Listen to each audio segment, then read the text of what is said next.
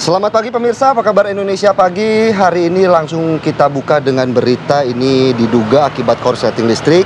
Sebanyak 12 bangunan semi permanen di pemukiman padat di Kalideres, Jakarta Barat ludes dilalap si jago merah. Menurut saksi mata, api pertama kali muncul dari salah satu rumah yang ditinggal penghuninya mengaji. Seketika api muncul dari ruang tamu rumah hingga akhirnya membesar dan merambat ke bangunan lain. Tidak ada korban jiwa, namun api berhasil dipadamkan 1 jam kemudian setelah 18 unit mobil pemadam dikerahkan ke lokasi kebakaran.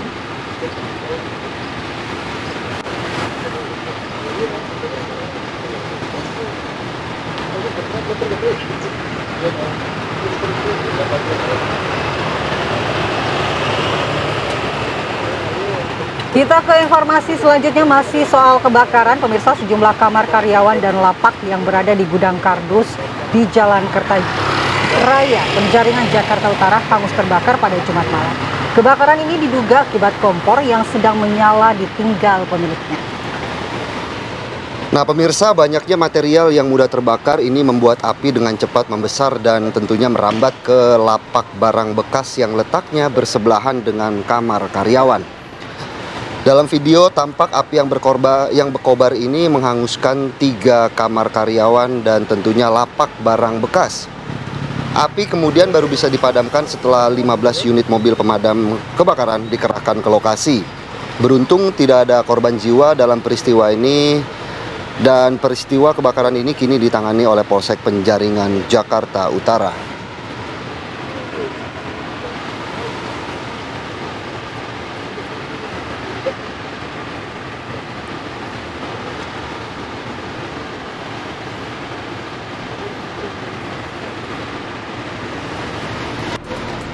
Assalamualaikum warahmatullahi wabarakatuh. Selamat pagi. Selamat pagi. Mana di Kumala, puasa lancar? Lancar, alhamdulillah. Alhamdulillah juga banjir di sejumlah wilayah sudah surut. Betul. Tentunya masih ada juga beberapa wilayah yang masih terendam banjir, seperti yang di Kerawang juga itu kan masih lumayan ya banjirnya ya. Betul. Makanya. Tapi sebenarnya apa ya penyebab banjirnya semasif kemarin itu? Nah, kemarin kan juga sempat beberapa kali sudah dibahas bahwa ini ada permasalahan dalam tata kelola ruang ya. Ya, makanya kita akan terus perdalami. Salah satunya bagaimana kemudian kemarin juga sudah viral di beberapa media sosial bahwa Dedi juga sudah melakukan inspeksi terus ya, bagaimana membongkar, salah satunya dengan membongkar tempat wisata yang ada di Bogor. Oh, berarti ada kesalahan alih fungsi lahan ya yang terlalu banyak sehingga daerah resapan air kurang. Betul. Baik, kita bahas nanti Philip, namun kita hadirkan dulu informasi-informasi pilihan untuk pemirsa ya. Ya. Ya, apa nih kita buka nih? Kita akan hadirkan di mana dikira mau bangunin sahur, ternyata mau tawuran. Sekelompok remaja membangunkan sahur sambil membawa senjata tajam di Kampung Bahari, Tanjung Priok, Jakarta Utara. Nah pemirsa, aksi tersebut tentunya ini viral ya di media sosial karena ini awalnya mereka diduga hendak membangunkan sahur, tapi ternyata mereka malah melakukan tawuran. Bahkan sejumlah mama langsung menghadang para pelaku tentunya untuk mencegah aksi tawuran terjadi. Polisi juga langsung melakukan penggerbekan ke sejumlah rumah yang berada di kawasan Kampung Bahari dan tentunya berhasil mengamankan beberapa orang pelaku dan puluhan senjata tajam. Bahkan ada yang membawa narkoba. Waduh, udah tawuran bawa narkoba. Dan yang lebih mirisnya ini malah ya, bagaimana dilakukan oleh para pelaku yang masih berusia remaja. Iya, ini harus dibina dan dibimbing ya, supaya ke jalan yang benar. Betul. Asal nggak salah jalan, Google Maps ya berarti. Oke, kita ke berita lainnya pemirsa. Tim Basarnas mengevakuasi seorang anak yang kakinya terjepit di saluran air di kawasan Jalan MT Haryono saat banjir melanda. Proses evakuasi penuh dramatis. Tim sempat menemui kendala. Pasalnya besi yang menjepit kaki anak tersebut tertutup air. Meski demikian, dengan kehati-hatian, personil Basarnas mampu melepaskan kaki anak tersebut dari besi yang ada di saluran air. Usai dilepaskan dari besi pembuangan air, kaki sang anak mengalami memar dan lecet sehingga harus mendapat perawatan dari tim medis. Banjir yang merendam di beberapa titik lokasi Balikpapan kini berangsur surut. Ya pemirsa, ini sangat dramatis upaya penyelamatan yang dilakukan oleh tim dari Basarnas untuk melepaskan kaki anak yang terjepit di saluran air. Dan ini terjadi pada saat banjir. Dan ini keluarga juga sempat syok, anak ini juga sangat syok karena tiba-tiba terjepit. Apalagi kalau banjir begini kan saluran air tidak terlihat. Jadi anak-anak harus benar-benar dalam pengawasan orang tua. Alhamdulillah ini bisa segera dilepaskan ya. Kembali seperti biasa, damkar. Iya, damkar dan Basarnas yang sedang naik daun, alhamdulillah ya. Oke pemirsa, kita ke berita lainnya. Ini ada Presiden Prabowo Subianto yang menerima kunjungan 8 pengusaha besar di Indonesia. Pertemuan yang digelar di Istana Kepresidenan Jakarta tentunya membahas perkembangan terkini di tanah air dan dunia global. Om-om saya nih yang hadir nih, Andi Kumala. 8 pengusaha yakni Antoni Salim, Sugianto Kusuma, Prayogo Pengstu, Boy Thohir, Franky Wijaya, Dato Sri Tahir James Riyadi, serta Tommy Winata. Beneran, Lip? Ya, harapannya sih seperti itu, Andi Kumala ya. Seneng dong saya. Betul. Ya, nanti jangan lupa ya, traktir-traktir. Dalam suasana diskusi yang santai, Presiden Prabowo membahas terkait perkembangan terkini serta program-program utama yang tengah dijalankan pemerintah. Salah satu yang menjadi atensi diskusi adalah program makan bergizi gratis, infrastruktur, industri tekstil, swasembada pangan dan energi, hingga Badan Pengelola Investasi Danantara. Presiden juga mengapresiasi atas dukungan yang diberikan oleh pengusaha terhadap berbagai kebijakan pemerintah, terutama menyangkut kepentingan dan kesejahteraan rakyat.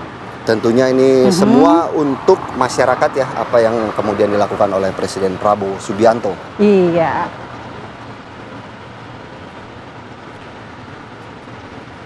Mudah-mudahan dengan pertemuan ini pengusaha turut bisa andil dalam pembangunan Indonesia. Berkontribusi ya.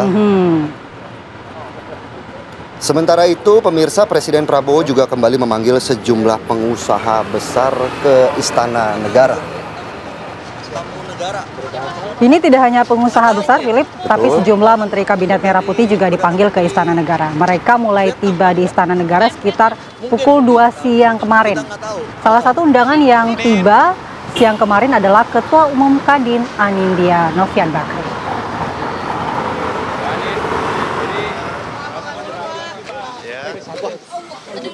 Sama-sama kan ada beberapa teman pengusaha yang hadir, ya kita ciptakanlah iklim yang sehat, kepastian hukum yang baik, tapi tujuannya justru seperti saat ini kita mesti kompak.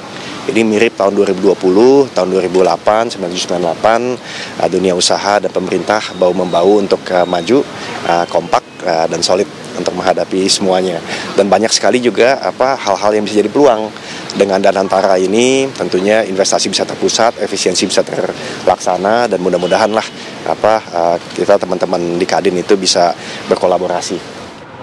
Ya pemirsa, tadi kita sudah melihat bagaimana statement dari Bapak Anindya Novian Bakri yang informasinya juga di mana Pak Anin ini kembali mencalonkan diri maju sebagai Ketua Umum Aquatic Indonesia. Aku dengar-dengar banyak dukungan ya dari sejumlah daerah. Tentu kita berharap bagaimana perkembangan akuatik kemarin yang begitu signifikan bisa kembali membuat Pak Anin ini terpilih. Dan tentunya pemirsa, Apa Kabar Indonesia Pagi akan kembali sesaat lagi tentunya untuk melihat bagaimana kondisi terkini bencana banjir, longsor juga yang terjadi di beberapa wilayah di Indonesia. Sesaat lagi tetaplah di Apa Kabar Indonesia Pagi. Kembali di Apa Kabar Indonesia Pagi, pemirsa, kalau kita melihat bagaimana dampak banjir beberapa hari lalu, gunungan material sampah pada saat banjir di Bekasi, Jawa Barat diduga menjadi penyebab rusak dan amblasnya jembatan penghubung di Kemang Pratama, Bekasi, Jawa Barat. Kalau kita lihat ya pemirsa dan juga Andi Kumala, bagaimana ini material kayu yang menyangkut di jembatan Kemang Pratama, Bekasi begitu ya.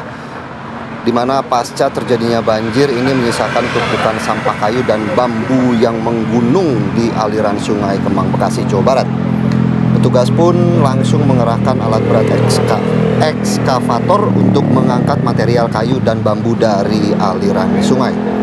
Material kayu dan bambu yang terbawa dari hulu tersebut segera diangkat agar tidak menghalangi aliran sungai dan penumpukan sampah. PR-nya juga sejauh ini jembatan masih terus dikebut untuk diperbaiki ya Andi Kumalayang. Sementara ditutup, Ya, tidak bisa betul. dilewati dulu karena ambles. Ini berbahaya bagi pengguna jalan dan kalau kita lihat ternyata memang apa yang dibawa air banjir ini cukup banyak. Banyak sekali Andi Kumala ya.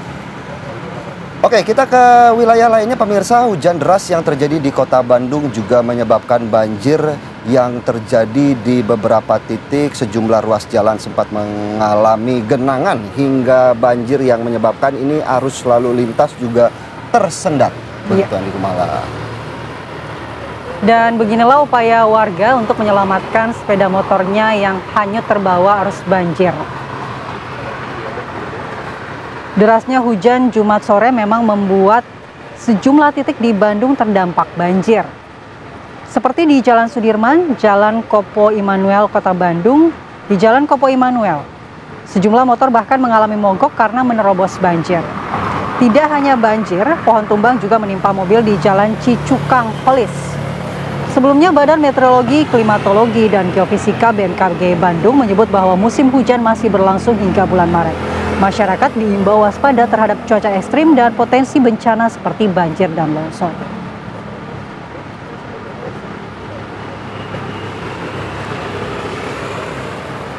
Duh, sampai terbawa arus ya, arusnya Betul, cukup deras. cukup deras ini arusnya. Dan ini di jalanan, kali itu. Ini berusaha menyelamatkan motor, Motor pemirsa. ya itu ya? Iya. Saya lagi lihat itu apa, oh ternyata motor. Sampai terbawa arus Ini motor-motor juga di ini. wilayah lainnya juga motor, sampai 3 tuh ya di Kumalaya kalau kita lihat ya. Begitu deras aliran banjir di wilayah Bandung ini.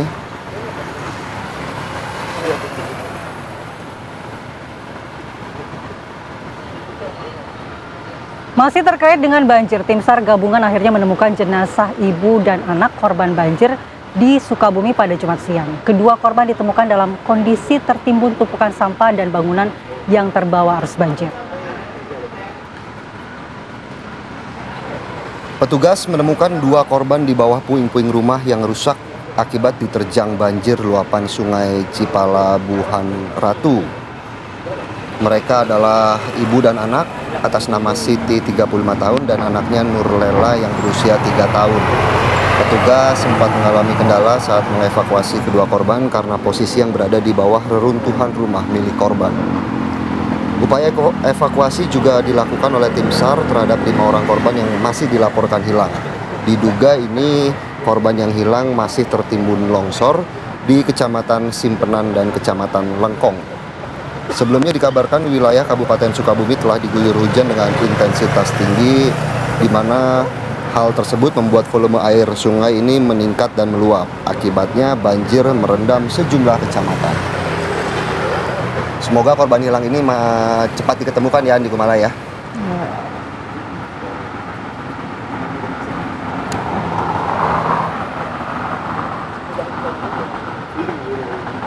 Sementara itu pemirsa, sebanyak 16 kecamatan di Kabupaten Sukabumi, Jawa Barat juga masih terdampak banjir dan longsor akibat curah hujan yang tinggi di wilayah ini. Sejumlah infrastruktur hancur, diantaranya jembatan Cidadap yang berada di Kampung Bojongkopo, Desa Loji, Kecamatan Simpenan, anjlok. Anjloknya jembatan tersebut mengakibatkan akses dari Pelabuhan Ratu menuju Pajampangan maupun sebelahnya terputus total. Tidak ada jalan alternatif untuk menghubungkan ibu kota kabupaten dengan sejumlah kecamatan yang berada di wilayah Pajampangan. Jadi ini satu-satunya jalan ya. Pemerintah kini berupaya membuat jembatan darurat agar warga dapat mengakses pusat kota Kabupaten Sukabumi. Ini yang sulit kalau tidak ada jalur alternatif. Jadi dengan kejadian juga seperti ini terisolasi, terisolir. Betul Andi Kumala. Kita lihat bagaimana di video juga tampak warga ini terus menunggu dan melihat bagaimana kondisi jembatan utama sebagai akses mereka ya untuk keluar masuk desa begitu. Baik, kita ke informasi berikutnya. Hujan lebat di wilayah utara Kabupaten Sampang, Madura, Jawa Timur membuat Kali Kemuning meluap. Ya pemirsa, akibatnya ratusan rumah warga terendam banjir dengan ketinggian ini mencapai 1 meter. Debit air hujan yang tinggi membuat Kali Kemuning di Kecamatan Kedungdung, Kabupaten Sampang, Jawa Timur ini meluap dan merendam ratusan rumah warga yang berada di wilayah Kecamatan Kota Sampang. Tak hanya rumah pemirsa, sarana pendidikan agama seperti pondok pesantren yang berada di Desa Kemuning, Kecamatan Kota Sampang juga ikut terendam banjir dengan ketinggian ini mencapai hingga 1 meter. Banjir luapan Kali Kemuning telah merendam di 5 desa wilayah Kecamatan Sampang dengan ketinggian ini cukup bervariasi ya. Mulai dari 30 cm hingga ada yang kedalamannya mencapai 1 meter. Akses jalan ketiga di kecamatan seperti Kecamatan Kedungdung, Kecamatan Probatal, Kecamatan Kota Sampang juga ikut tersendat. Ternyata tidak hanya di Jabodetabek, tapi juga di wilayah Jawa Timur juga dilanda banjir. Hampir di seluruh wilayah Indonesia ya, Andi Kumala ya. Masih seputar banjir pemirsa, luapan air sungai Lematang di Kabupaten Penukal, Abab, Lematang Ilir, Sumatera Selatan ini ikut menggenangi sejumlah wilayah di sana, di mana ratusan rumah dan perkebunan warga juga ikut terendam banjir, di mana kondisi banjir yang sudah merendam rumah mereka ini sejauh 2 pekan begitu, membuat aktivitas perekonomian ikut terganggu. Genangan air lebih dari 1.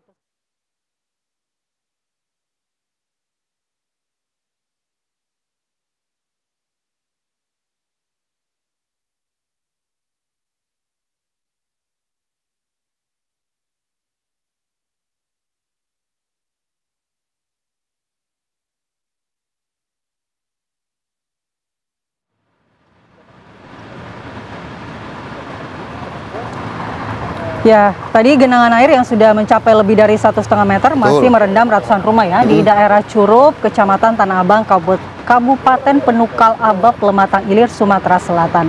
Banjir ini sudah berlangsung selama lebih dari 2 pekan dan membuat aktivitas berkebun warga terganggu. Pasalnya, air yang berada di area perkebunan warga pun ikut terendam air. Ketika curah hujan tinggi, kawasan tersebut merupakan daerah langganan dilanda banjir sejak dahulu. Diketahui ada sebanyak 548 kakak yang terdampak banjir di wilayah ini. Meski belum ada warga yang mengungsi, namun sejumlah warga mulai ditemukan mengalami gangguan kesehatan seperti gatal-gatal pada badan akibat banjir. Jadi ini penyakit yang selalu terjadi ketika banjir muncul saat banjir datang, ya. Bahkan dalam video ini warga harus melakukan aktivitasnya dengan menggunakan sampan. Tapi ada satu hikmah dari banjir yang masih melanda sejumlah wilayah ini. Kita jadi tahu nama-nama sungai, nama-nama kali, dan nama-nama jembatan. Nama-nama ikan juga. Biasanya ada ikan yang nyangkut gitu kan.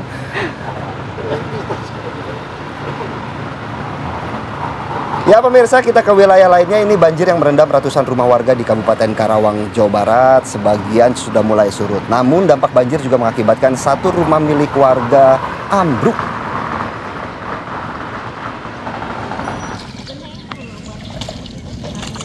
Banjir yang merendam pemukiman warga di Desa Kalangligar, Kecamatan Teluk Jambe Barat, Karawang, Jawa Barat, sebagian mulai surut.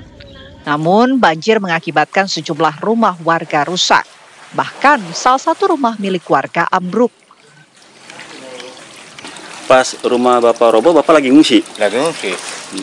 Lagi ngungsi, saya pulang ke sini. Ngungsinya sama siapa? Sama istri saya. Pas pulang lihat? Iya, ini roboh. Selain itu, banjir juga membuat sejumlah peralatan rumah tangga miliknya pun hancur dan terseret banjir. Sebagian warga kini mulai membersihkan perabotan rumah dengan menggunakan air banjir. Alat-alat rumah tangga ini pakai air banjir, Bu, emang nggak kotor, Bu? Nggak kotor, sementara dulu, Pak. Hilangkan lumpurnya dulu. Nanti kalau udah ada air bersih, orang nggak ada lampu. Warga berharap akan ada bantuan dari pemerintah terhadap rumah mereka yang rusak akibat banjir.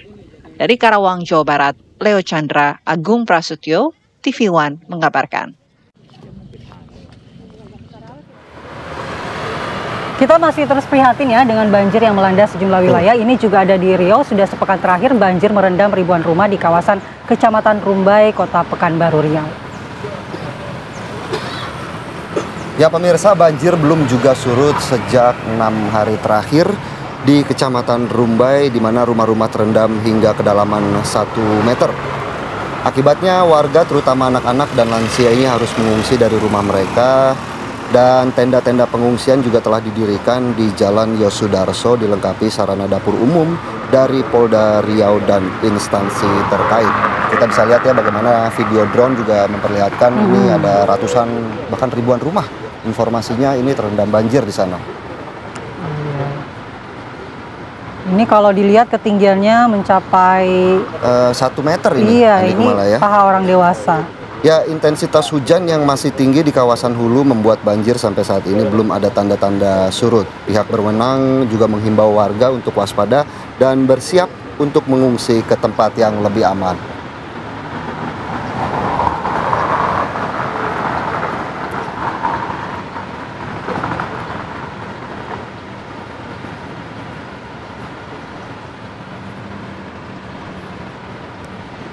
Ya pemirsa, dari berita-berita yang tadi Andi Kumala saya sampaikan untuk pemirsa terkait banjir, di segmen berikutnya ini tentunya kami akan memulai dialog untuk membahas bagaimana sih sebenarnya penyebab banjir mulai dari hulu hingga ke hilir. Apa sebenarnya yang menjadi akar permasalahan banjir yang terjadi di sejumlah wilayah di Indonesia. Sesaat lagi tetaplah di Apa Kabar Indonesia Pagi.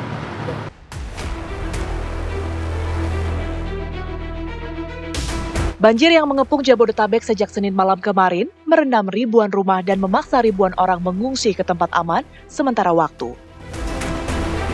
Banjir juga menyebabkan tidak sedikit warga yang terganggu aktivitasnya, terutama untuk bekerja maupun berniaga. Curah hujan yang tinggi dituding sebagai penyebab utama terjadinya musibah banjir yang bertepatan dengan umat Muslim menjalankan ibadah puasa Ramadan. Cuaca yang tidak bersahabat masih akan terus terjadi hingga akhir Maret mendatang. Alhasil, pemerintah baik tingkat pusat, provinsi, dan kabupaten kota bersiaga menghadapi kemungkinan banjir susulan terjadi. Di sisi lain, tak dapat dipungkiri adanya kesalahan tata ruang dan wilayah di daerah yang terdampak banjir saat ini. Perumahan dan sentra bisnis berlomba-lomba dibangun para developer dan pemilik modal dari kelas kakap hingga kelas menengah. Kini, desakan untuk mengembalikan tata ruang wilayah kembali ke peruntukannya mencuat. Namun sejauh mana pemerintah daerah berani membenahi perizinan dan infrastruktur yang sudah kadung terbangun ini? Tim TV One mengabarkan.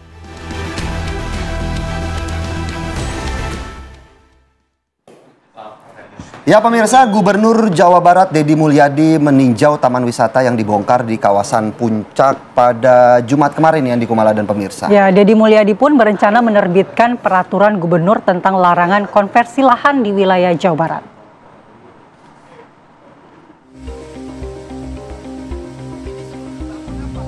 Gubernur Jawa Barat Deddy Mulyadi meninjau langsung taman wisata di kawasan Puncak Bogor, Jawa Barat yang dibongkar.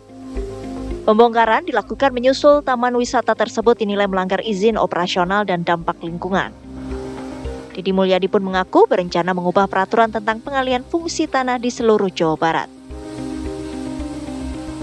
Peraturan gubernurnya adalah larangan alih fungsi lahan, areal pertanian, daerah resapan air, daerah aliran sungai, perkebunan dan kehutanan. Sehingga karena ini sudah keluar pergub, maka nanti tidak bisa lagi meminta rekomendasi Dinas Kehutanan dan Dinas Perkebunan Provinsi Jawa Barat untuk membuat izin pengelolaan hutan di luar peruntukan kepentingan kehutanan dan perkebunan. Sebelumnya pada Kamis kemarin, Menko Bidang Pangan Zulkifli Hasan bersama Menteri Lingkungan Hidup Hanif Faisal, Gubernur Jawa Barat Deddy Mulyadi dan Bupati Bogor Rudi Susmanto menindak tegas sejumlah tempat wisata di Puncak Bogor yang dianggap melanggar aturan lingkungan dan menyebabkan kerusakan ekosistem. Tempat wisata tersebut pun disegel karena diduga berkontribusi pada meningkatnya banjir di Jabodetabek. Dari Bogor, Jawa Barat, Eko Hadi, TV One mengabarkan.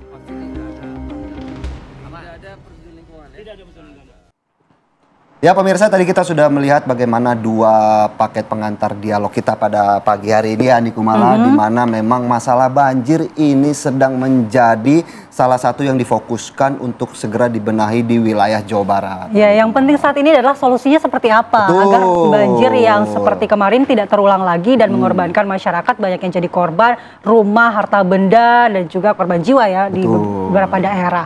Nah, ini kita ingin membahas dengan narasumber yang sudah hadir di studio, yakni Kang Yayat Supriyatna, pengamat tata kota Universitas Trisakti. Selamat pagi. Selamat pagi. Ini buat puasa tetap semangat nih, saya seneng nih ngeliat yang begini-begini.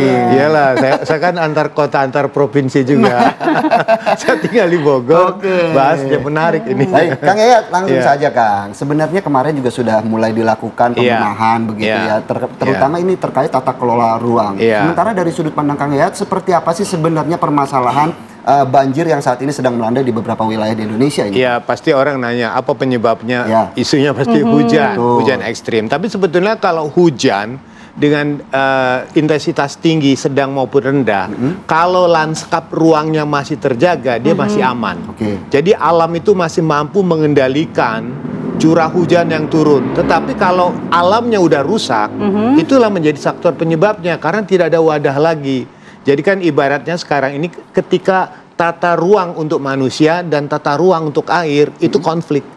Ketika tata ruang air makin lama makin kita hilangkan, dia kan tidak punya wadah lagi. Nah, kemudian ada tekanan apa? Pada konteks kebutuhan tempat tinggal, usaha, bisnis, dan sebagainya.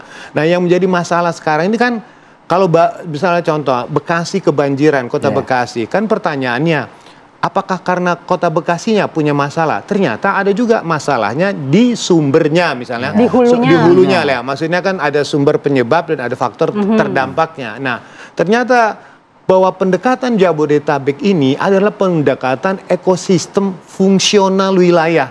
Nah, jadi ekosistemnya misalnya ekosistem apa? Das. Daerah aliran sungai. Seperti Jakarta, untuk aman itu kan ngikuti das Ciliwung. Tangerang itu ada das Cisadane. Sementara kota Bekasi itu ada das Cilengsi, Cikeas, dan das Kali Bekasi. Ujungnya ada juga dasnya CBL, Cikarang Bekasi Laut. Berarti pertemuan tiga das. Banyak enggak, masing-masing punya alirannya masing-masing. Seperti kasus yang terjadi di Bekasi ini kan ada faktor di hulu. Di hulunya di mana itu? Di hulunya misalnya di Gunung Gelis. Gunung Gelis, Bukit Pelangi, di Hambalang atau di Sentul, yang wilayah hulu dari das Cilengsi dan Cikeas masuk ke Bekasi. Nah, pertanyaannya, kalau misalnya hulu tidak dijaga, otomatis seperti sekarang lah kan. Sekarang kita bisa cek lah, mungkin nanti masing-masing kepala daerah bisa memberikan laporan investigasi berapa besar terjadi perubahan bentang ruangnya di masing-masing wilayah. Kemudian kalau gitu mungkin kayaknya mau mengatakan ini ada alih fungsi lahan yang tidak sesuai dengan tata kelola ruang. Ya, pertama kan harus kita akui kan, sebetulnya ada fungsi-fungsi ruang yang ditetapkan. Ada fungsi lindung, ada fungsi budidaya. Nah, sekarang pertanyaannya, mohon maaf ya sekali lagi ya, misalnya untuk wilayah Kabupaten Bogor, Puncak, ada Gunung Gelis, Bukit Pelangi yang hulu dari Cilengsi misalnya dan Cikeas. Pertanyaannya kan, apakah orang Bogor suruh jaga ruang aja? Kan nggak mungkin, ayo Bogor, hijaukan, jangan dirubah. Terus kata orang Bogor, kalau udah gue jaga, gue dapet apa? Bekasi membangun terus. Maka harus ada konsep sharing. Tadi dikatakan koordinasinya apa? Contoh misalnya, daerah penerima manfaat harus memberikan manfaat kepada daerah yang memberikan manfaat. Nah, pola pengaturan ini penting. Contohnya misalnya ya, kalau wilayah-wilayah hulu yang tadinya disuruh mempertahankan, tidak boleh, nanti kan mereka butuh PAD, butuh biaya pembangunan. Nah, pengaturan-pengaturan itu harus dibuat. Atau misalnya nanti ada sharing yang bisa dilakukan. Misalnya contoh, kalau daerah yang mempertahankan hijau, berapa ruang yang harus dijauhkan? Berapa mereka kehilangan kontribusi, misalnya kalau tidak boleh alih fungsi. Baru nanti ada kebijakan, bantuan pemerintah pusat dan bantuan dari provinsi. Nah, tentunya kan kalau kita lihat permasalahan yang terjadi di hulu, itu kan juga berbeda, Kang, dengan apa yang terjadi di Bekasi. Artinya kan masing-masing wilayah punya permasalahannya masing-masing begitu ya. Tapi kita akan bahas sesaat lagi. Kita juga akan ajak Anda pemirsa untuk melihat bagaimana kondisi terkini di wilayah Sukabumi yang tentunya juga terkena musibah banjir nih. Kita akan sapa rekan kami yang sudah berada di sana. Ada Rizky Gustana ya yang akan melaporkan untuk Anda pemirsa bagaimana kondisi terkini di sana. Rizky, selamat pagi. Bagaimana update dari banjir di sana? Apakah memang sudah menandakan adanya surut dari air banjir di sana? Ya, pagi Philip dan malam di sini adalah di Kecamatan Simpenan, tepatnya di bantaran Sungai Simpenan, di mana di sini ada sedikitnya puluhan rumah rusak akibat diterjang banjir bandang pada tanggal 5 Maret. Selain rumah rusak, memang di sini juga ada jembatan putus yang tidak bisa dilalui kedua arah. Sementara jembatan itu sering digunakan masyarakat untuk menuju ibu kota kabupaten dan sebaliknya menuju kabupaten atau daerah selatannya Kabupaten Sukabumi yang melintasi sedikitnya ada 10 kecamatan. Bisa kita lihat memang kondisi saat ini memang sedang ramai di lokasi ini akan adanya wakil presiden yang akan meninjau langsung kondisi bagaimana jembatan ini ambruk. Bisa kita lihat pemirsa bahwa masyarakat tengah menunggu dan kami juga kesulitan. Di sini ada jembatan yang ini adalah asalnya jalan ya. Ini bisa kelihatan bahwa jembatan ini turun setinggi 4 meter dari badan jalan. Dan bisa kita lihat ada warga juga sangat kesulitan untuk melintasi dan dibantu oleh para TNI untuk melintasi jembatan tersebut.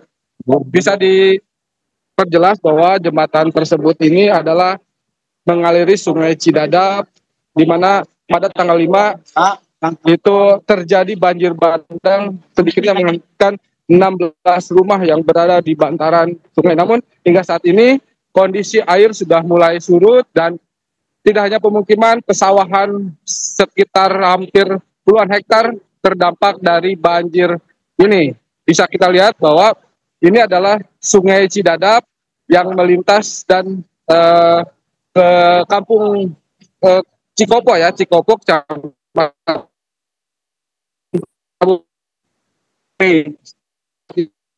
memang sudah menunggu kedatangan wakil presiden kita Gibran Rakabuming Raka.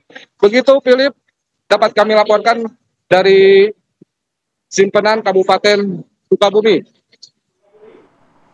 Baik Rizky, mungkin sedikit saja Rizky, kalau kita melihat bagaimana kondisi jembatan yang rusak begitu parah, sebenarnya kapan target untuk perbaikan dan tentunya kapan jembatan ini akan selesai diperbaiki? Ada nggak sejauh ini pembahasan tersebut?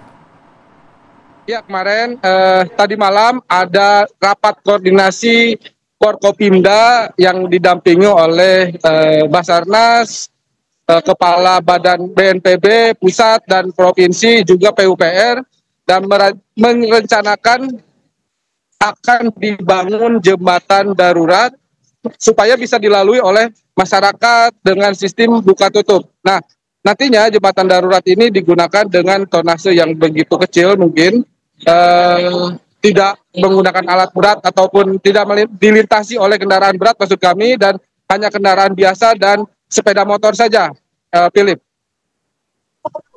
Baik, terima kasih Rizky Gustana, laporan langsung dari Sukabumi, Jawa Barat. Jadi nanti solusinya untuk sementara adalah dibuat jembatan darurat untuk dilintasi oleh masyarakat yang ingin beraktivitas, dan itu juga sistemnya akan buka tutup ya, supaya tidak berat karena tonasenya tidak sama dengan jembatan yang ada saat ini. Baik, terima kasih Rizky atas laporan Anda. Baik, terima kasih. Kita mungkin minta sedikit pendapat dari Kang Yayat ya soal di Sukabumi ini seperti apa ini keprihatinan kita lah kan. Kita kadang-kadang ketika membangun lupa menjaga wilayah-wilayah yang memang punya potensi untuk mengendalikan banjir dan sebagainya.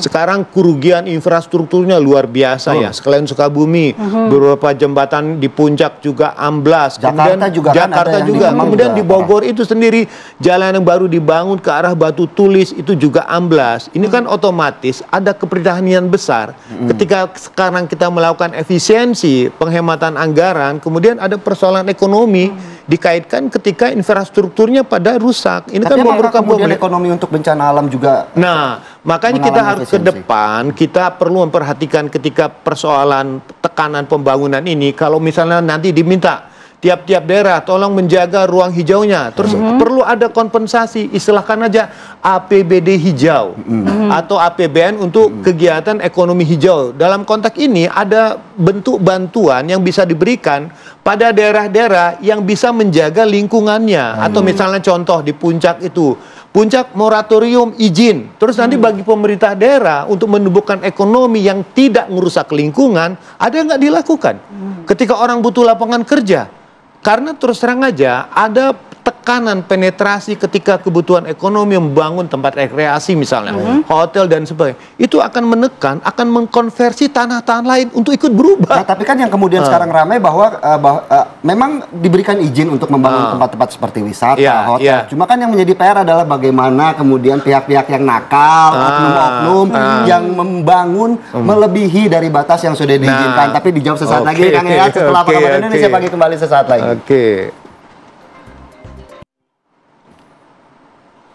Ya, kembali di Apa Kabar Indonesia Pagi, pemirsa. Sebelum melanjutkan dialog kami di pagi ini, kami akan menyapa rekan kami, ada Sekar Wanda di Pondok Gede Permai yang akan mengabarkan bagaimana kondisi terkini di sana pasca terjadinya banjir yang cukup ekstrim ya di sana di Kumala. Dan pemirsa, selamat pagi Sekar. Bagaimana kondisi terkini di sana? Informasinya warga juga sudah mulai bersih-bersih, sudah mulai merapikan dan kembali ke rumahnya masing-masing. Silakan.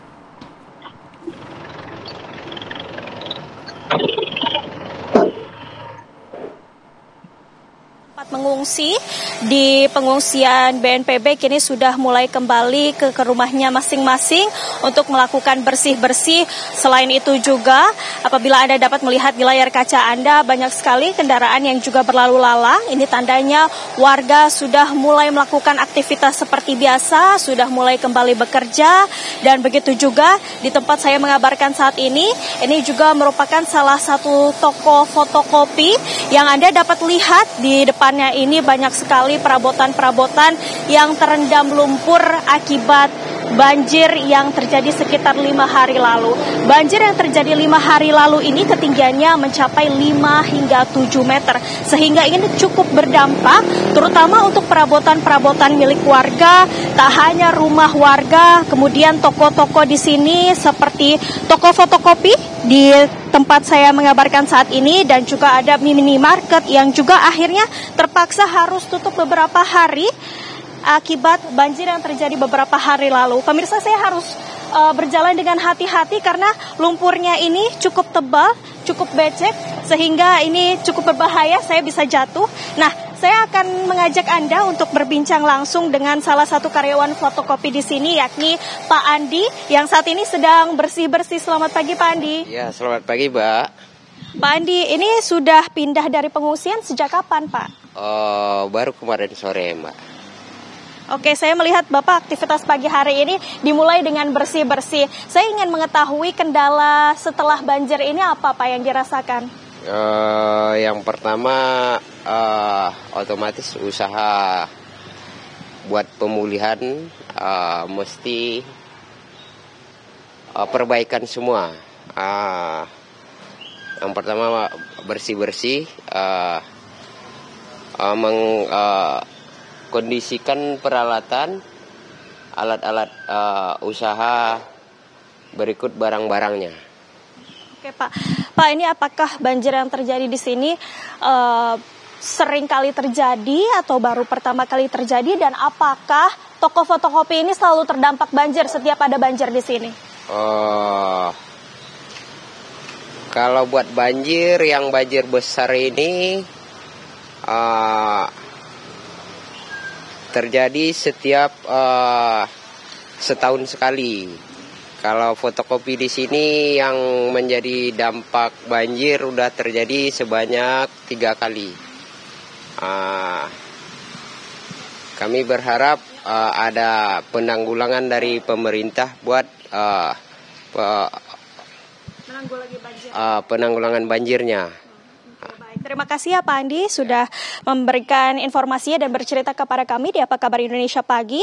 Nah pemirsa, itulah tadi salah satu warga yang terdampak, yakni usahanya juga ikut terdampak karena melihat ini juga banyak sekali perabotan yang rusak akibat banjir ini. Dan dari warga sendiri berharap adanya penanggulangan dari pemerintah setempat untuk dapat agar rumah-rumah ataupun toko-toko di sini kembali pulih dan bisa beraktivitas seperti biasa. Saya kembalikan ke Philip di studio.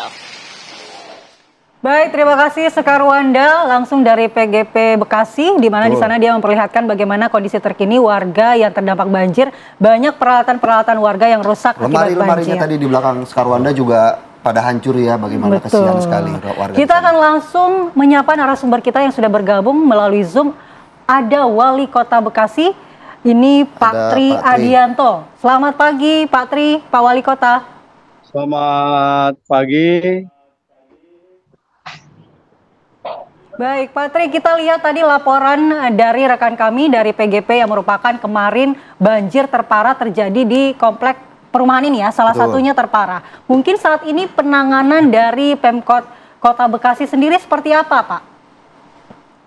Ya, jadi memang secara berangsur tentu kondisi pasca banjir terus berkurang titik lokasinya. Dari 8 kecamatan yang terdampak, ya untuk hari ini tinggal 5 kecamatan dan titiknya kita konsentrasi kepada 42 titik yang ada di Kota Bekasi. Nah untuk pasca bencana tentu yang utama adalah tetap konsentrasinya adalah bagaimana menyiapkan logistik bagi warga masyarakat yang memang belum berkehidupan normal. Yang kedua tentu pusat-pusat kesehatan, ya.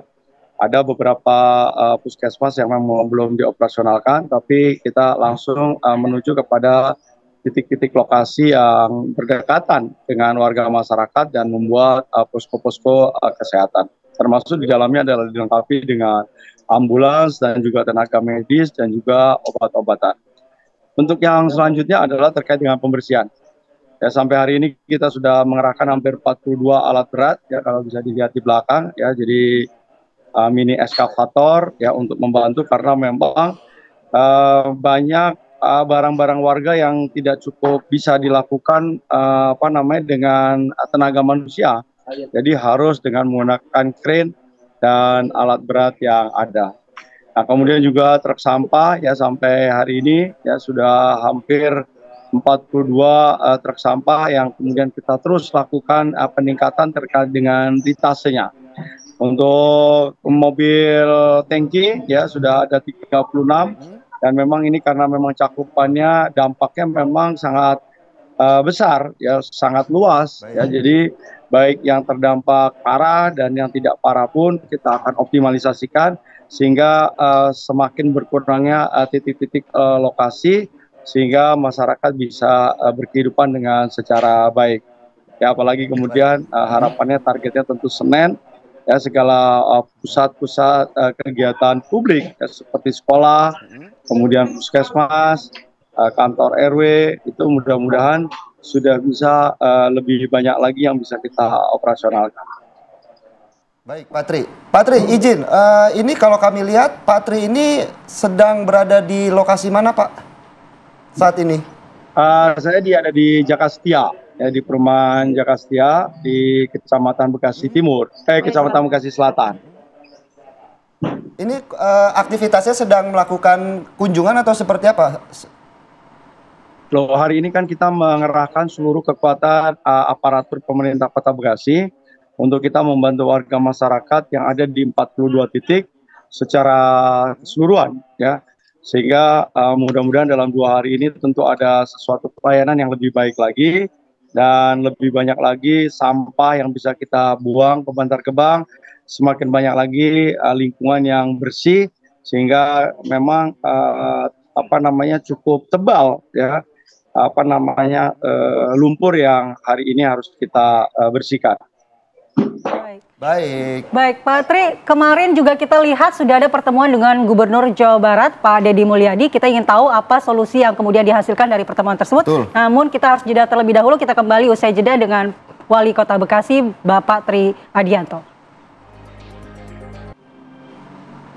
Kembali di Apa Kabar Indonesia Pagi, pemirsa, kita lanjutkan dialog. Kita ke Wali Kota Bekasi, Pak Tri. Selamat pagi, Pak Wali. Kita lanjutkan dialog tadi, Pak. Saat ini hasil dari pertemuan dengan Gubernur Jawa Barat, Pak Deddy Mulyadi kemarin, apa solusi dan langkah konkret yang akan dilakukan, Pak? Ya, jadi kemarin Pak Gubernur ya mengumpulkan kami, ya mulai dari Bupati Bogor, kemudian juga Bupati Bekasi, kemudian juga Wali Kota Depok, dan bersama saya itu kita membahas secara fundamental bagaimana menyelesaikan secara sistemik. Ada dua hal tentu yang harus kita lakukan di dalam rangka meningkatkan tinggi muka air Kali Bekasi. Karena Kali Bekasi ini berasal dari dua anak sungai, Cikias dan Celengsi. Nah, kemarin awal kita akan coba selesaikan Celengsinya dulu nih. Nah, di mana di sana ada lahan milik PJT yang kurang lebih ada sekitar 6 hektar, itu akan kita lakukan penggalian. Ya, kita akan membuat tangkapan air semacam embung yang dikerjakan secara bersama-sama. Jadi nanti dari Kota Bekasi dan kota-kota Kabupaten Bogor dan Kabupaten Bekasi, juga Depok akan mengirimkan alat beratnya. Ya, sehingga antisipasinya adalah bagaimana tanggal 11 dan tanggal 20 ada upaya untuk meminimasi air yang turun ke Kali Bekasi. Ya, sehingga tentu dampaknya akan lebih bisa kita antisipasi. Demikian juga dengan semakin air dari atas itu pun dari puncak akan cepat masuk ke embung-embung yang kita ada, sehingga di tengahnya itu tidak ada terjadi hambatan, sehingga Bojongkulur yang ada di Kabupaten Bogor pun juga harapannya tentu akan berkurang terkait dengan genangan air yang ada. Jadi ada langkah konkret yang harus kita lakukan, ya, di samping tentu melakukan rekayasa terkait dengan cuaca, ya, karena satu hal begitu hari Senin terjadi, BMKG dan BNPB itu sudah mulai melakukan rekayasa, sehingga dari provinsi juga melakukan gotong royong, ya, untuk kemudian sama-sama menyiapkan anggaran dalam rangka untuk menyiapkan antisipasi, ya, terkait dengan cuaca. Karena diperkirakan ini akan terjadi curah hujan yang sangat besar dibandingkan dengan curah hujan pada saat tanggal 3 kemarin. Baik, sebelum saya melanjutkan pertanyaan ke Pak Tri, saya mau ke Kang Yayat dulu. Kang Yayat, tadi kalau kita mendengarkan penjelasan dari Pak Tri bagaimana kemudian tata kelola air sepertinya coba dikedepankan terlebih dahulu untuk mengurangi banjir di Bekasi. Apakah setuju? Sudah tepat tadi kerjasamanya yang harus dilakukan, hulu, tengah, dan hilirnya. Kabupaten Bogor kan merupakan wilayah hulunya. Artinya sekarang memang bagaimana berharap pada Kabupaten Bogor mampu nggak mengendalikan wilayah hulunya. Sekarang wilayah hulunya udah banyak berubah nih. Banyak pengembang besar membangun perumahan dan berbagai kegiatan. Pertanyaannya, di hulu ini bagaimana ketika perubahan bentang alam terjadi, punya kolam retensi nggak? Untuk menampung air akibat perubahan itu dan run-off-nya bisa dikendalikan, air yang turun itu. Berapa pengembang besar? Maka ada bagusnya kita tidak hanya pada konteks mewadahi yang ada di sekitar Cilengsi tadi ya. Tapi pertanyaannya, perlu Kabupaten Bogor bertanya pada masing-masing pengembang, Anda berapa besar merubah ruang di atas? Salah satu contoh, ada pengembang besar membangun di hulu hampir 500 hektar. Pertanyaannya, ketika merubah bentang alam itu, punya kolam retensi enggak? Tanya pengembang satu lagi. Jadi kita caranya untuk langkah konkret, oke lah. Kita bersinergi ya. Bersinergi. Ya. Jadi harus ada peta atau data wilayah hulu, berapa yang berubah, berapa caranya untuk menahan air yang lari ke bawah ini. Selama ini tata kelola airnya seperti apa hingga bisa jebol seperti ini? Apakah memang sudah ada regulasi tapi diabaikan atau memang regulasinya belum tepat? Begitu? Sebetulnya Perpres tahun berapa itu sudah mengatakan penetapan wilayah puncak itu untuk konservasi dan rehabilitasi. Cuman ya peraturan-peraturan, visi misi tanpa gizi mimpi. Anggaran. Ya anggaran. Anggaran itu harus kita bagaimana membuat anggaran. Seperti contoh mungkin Pak Wali Kota pernah tahu beberapa tahun sebelumnya itu ada pola kerjasama pusat sama provinsi. Cuman pertanyaannya kan kapasitas ruang fiskal kita terbatas. Maka sekarang tidak ada lagi lah persoalan yang harus kita ributkan, tapi bagaimana aksi itu bisa dilakukan. Dan satu hal lagi, teman-teman yang membuka usaha pada wilayah hulu, coba kita petakan. Apa yang sudah Anda lakukan ketika Anda mendapatkan manfaat, ketika Anda dapat izin membangun, jangan menikmati keuntungannya aja. Itu bisa dibilang Kang Yayat, Bekasi ini dapat apesnya begitu dari pembangunan begitu ya. Enggak, sebetulnya bukan apesnya aja, tapi bagaimana nanti ada kontribusi, sharing. Jadi bagi kita, maka saya mengatakan perlu ada namanya APBD hijau. Tidak hanya sekedar untuk mengejar pembangunan, tapi juga ada aspek hijau untuk memberikan contoh ya. Kalau nanti ditertibkan, misalnya ada pembongkaran sekarang terkait yang Taman Fantasi itu, sesudah dibongkar, so what gitu loh. Mau diapain? Mau diapain? Karena kita punya pengalaman tahun 2012 atau 2014, ketika Kabupaten Bogor membongkar 200 villa lebih, dapat bantuan dari DKI 2 miliaran untuk menata. Tapi sesudah dibongkar, nggak ada penghijauannya. Jangan sampai menyelesaikan satu masalah, timbul masalah lain. Nah, itu kan pertanyaannya. Kemudian ketika dibongkar, di tanah siapa itu? Tanah perhutani. Tanya sama badan usaha itu kan, apa yang dilakukan untuk mengendalikan areal-areal menjadi tanggung jawabnya. Jadi ada bagus yang sekarang perlu juga dipanggil yang punya areal besar-besar itu, yang merubah areal itu untuk ditanya. Anda sudah membangun, kemudian Anda memberikan apa? Bukan memberikan apa kepada pemerintah, tapi memberikan apa kepada lingkungan. Jadi jangan buat yang tidak tahu apa-apa dapat beban gitu. Tapi kalau berbicara soal pertanyaan, mungkin Kang Yayat bisa langsung bertanyakan ke Pak Tri terkait banjir di sana. Mungkin ada pertanyaan. Ya gini, Pak Tri, Pak Wali Kota, perlu kelihatannya kita segera khususnya untuk Jawa Barat ini untuk membuat langkah-langkah konkret untuk persoalan antara Kali Bekasi Pak dengan Kali CBL Pak ya. Itu kan juga belum kita tangani Pak. Apakah sudah ada rencana supaya airnya mengalir dari Cikeas, Cilengsi masuk Kali Bekasi? Di CBL-nya bagaimana? Cikarang, Bekasi Laut Pak, yang wilayah Kabupaten Bekasinya. Karena persoalannya kalau kita beresin di sini, kalau di muaranya tidak terselesaikan, sudah ada rencana konkretnya nggak Pak dengan wilayah kabupaten?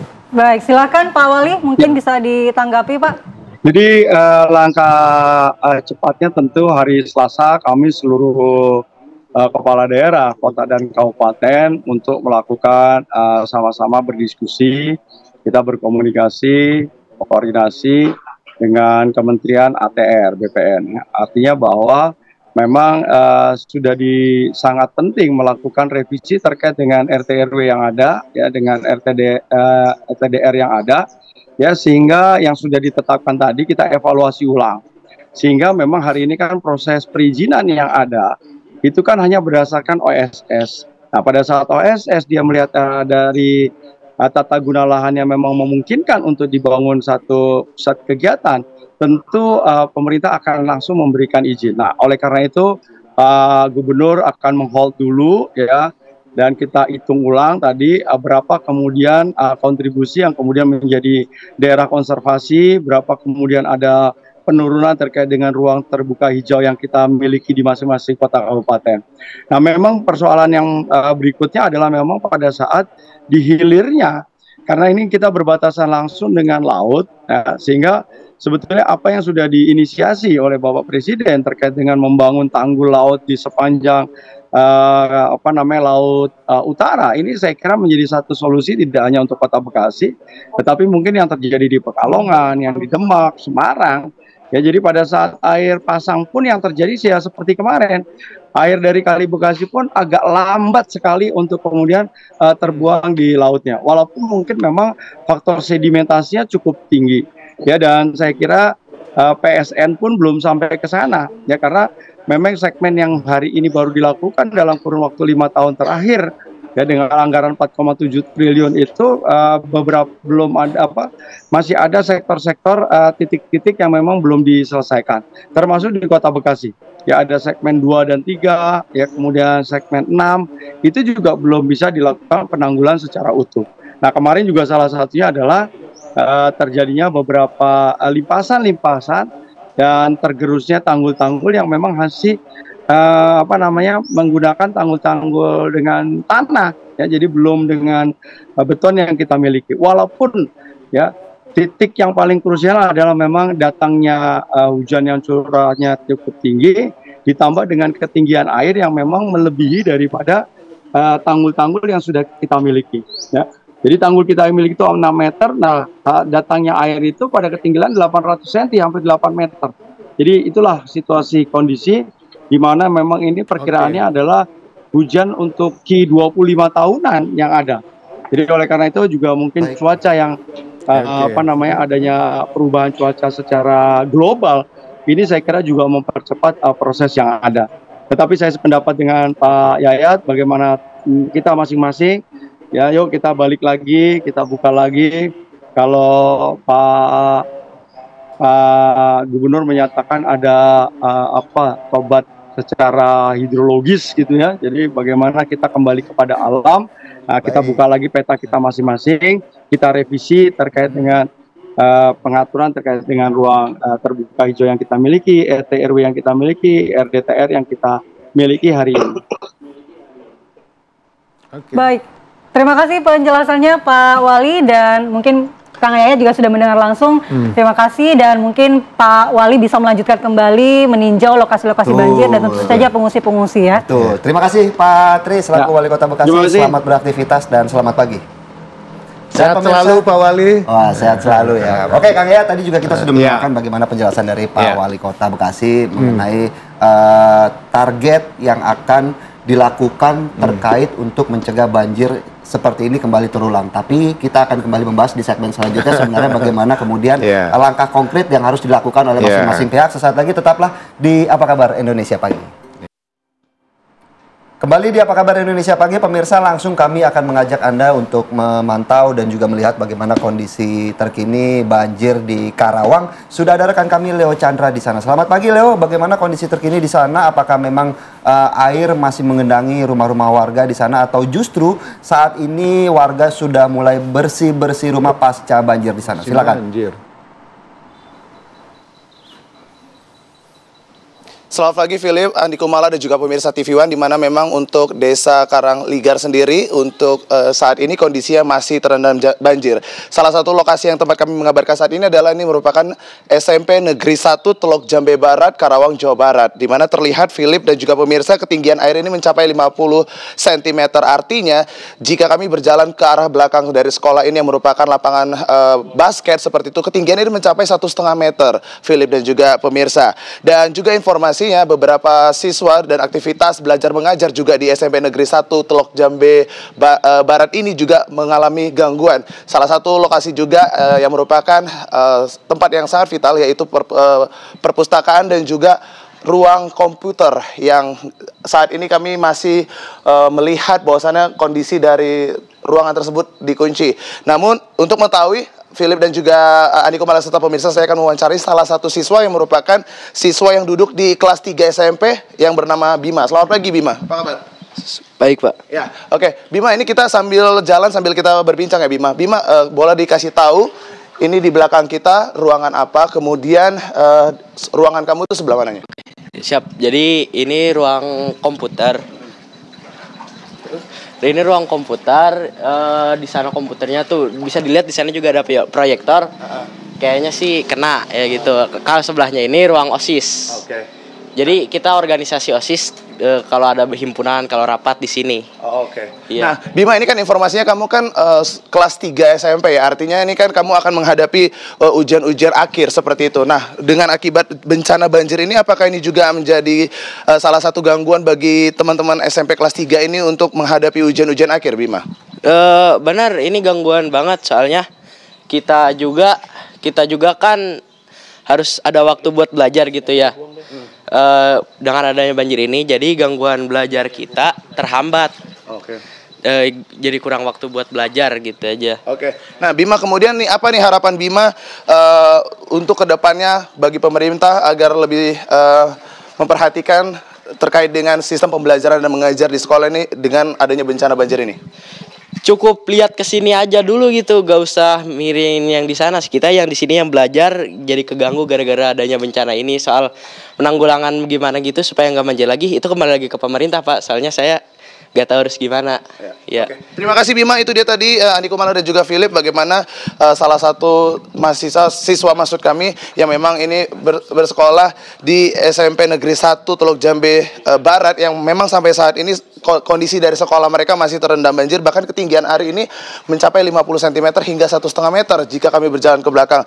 Dan kami akan mengajak Andi Kumala serta Philip bagaimana kondisi sekolah ini, dan bagi siswa yang memang mereka akan menghadapi ujian akhirnya merupakan kendala di tengah banjir yang melanda desa mereka. Kembali ke studio Philip dan juga Andi Kumala. Baik, terima kasih laporan langsung Leo Chandra dari Karawang, Jawa Barat. Kita ke Kang Yayat, closing statement Kang, solusi jangka panjang. Oke, pertama begini, ada untuk rencana evaluasi tata ruangnya. Jadi kan Pak Gubernur Jawa Barat nih manggil nih Bupati Bogor, Bupati Bekasi, semua kumpulin. Nanti masing-masing bawa tata ruangnya, rencananya. Sudah berapa banyak terjadi alih fungsi? Bagaimana dampaknya dengan DAS? Kemudian mungkin dipetakan sama-sama. Oh, ternyata di sini besar, sini rugi. Ketika itu sinergikan rencana tata ruangnya, direvisi sama-sama. Kemudian bantu untuk dana-dana rehabilitasinya. Anggarannya gitu. Duduk bareng menjadi solusi ya. Duduk bareng, bawa rencananya, kemudian buat revisi tata ruang, dan satu lagi harus ada rencana aksi. Baik, terima kasih Kang Yayat sudah hadir di studio dan juga memberikan insight ya. Betul, bagaimana kemudian tadi Kang Yayat juga sudah meminta bagaimana semua pemerintah juga harus duduk bareng ya untuk mengatasi banjir ini. Tidak bisa satu-satu saja. Baik, terima kasih Kang Yayat atas waktunya, dan pemirsa, dialog tadi sekaligus mengakhiri jumpa kita di Apa Kabar Indonesia pagi hari ini. Saya Philip Busionaso. Saya Andi Kumala, terima kasih. Sampai jumpa.